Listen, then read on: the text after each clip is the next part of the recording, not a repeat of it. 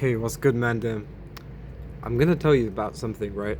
I have a lot of regret, and I guess it's something that everyone has, and it's one of the worst feelings in the world, regretting something because it's in the past and you can't do anything about it.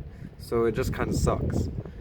But yeah, there's quite a few things I regret, and some things that I spend time on that I'll never get time back for, like watching anime. Now, don't get me wrong, some animes are good, right? But for the most part, watching anime stinks. Some of them are good though. Like Attack on Titan is literally one of the best things in the world, right? It's literally one of the coolest things in the world. And Blue Lock was okay. Like Tokyo Ghoul was trash, right? And I'll never get the countless hours that I spent watching Tokyo Ghoul. Likewise, I played Valorant. I was an unfortunate kid who, just at 14, 15 years old, I was sat at home staring at a computer playing the stupid game that no one respects. Only e-girls play it. So man, I made some really bad mistakes in my life.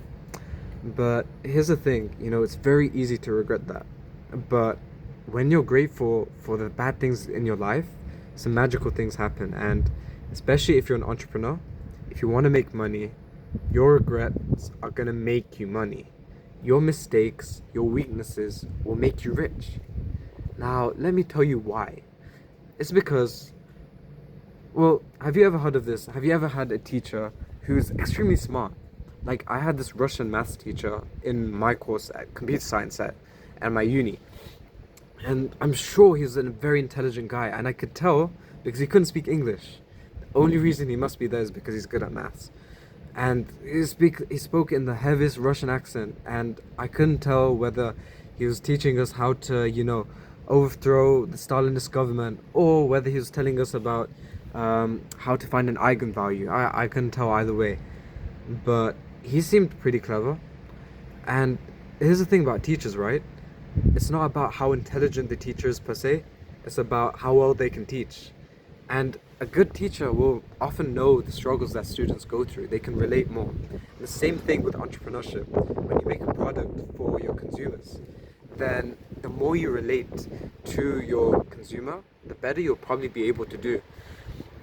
So if you're like a perfect human being, you'll struggle to relate to people and like find common areas of interest and places where you guys have common ground. And that's why being perfect is overrated. I mean, it sucks. When you're a businessman and you want to make money, you can relate so much to the problems that people have. Like, I'm not a prodigy by any means. I'm an extremely intelligent individual, don't get me wrong.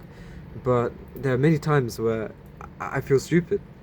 And the beauty of that is that now that I know what it's like to be stupid, that's an exaggeration, obviously. I'm an incredibly intelligent person, but now that I have that experience, if I ever need to help people who feel stupid, then I know what to kind of say, especially for my YouTube videos.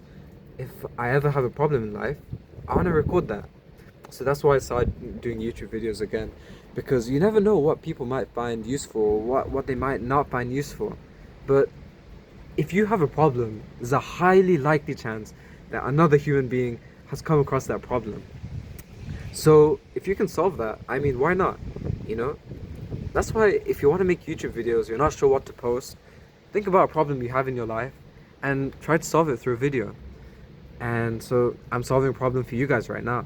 Like, I've been struggling to think of YouTube video ideas, but then I realized, why don't I just solve my struggles on camera for you guys, and then you can just apply it to your life? It's like a meta element of that, like it's like recursion or something. But yeah, your weaknesses will make you rich. Deep that for a minute. Yeah, so sometimes being a little schmuck is not the worst thing in the world. You'll get through it, don't worry. That being said, don't be weak, right?